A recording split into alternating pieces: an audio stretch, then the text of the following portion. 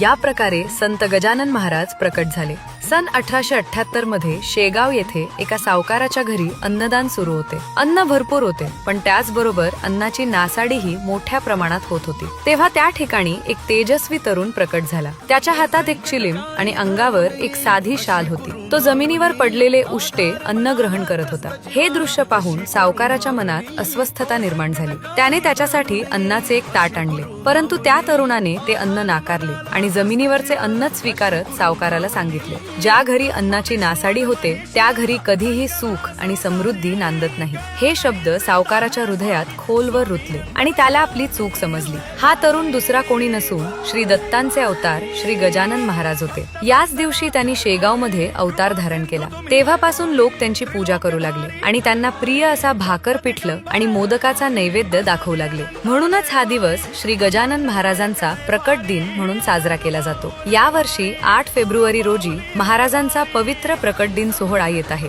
म्हणून आपणही या दिवशी महाराजांचे स्मरण करून आणि सदाचाराच्या मार्गावर चालून आपल्या जीवनात महाराजांची कृपा अनुभवावी।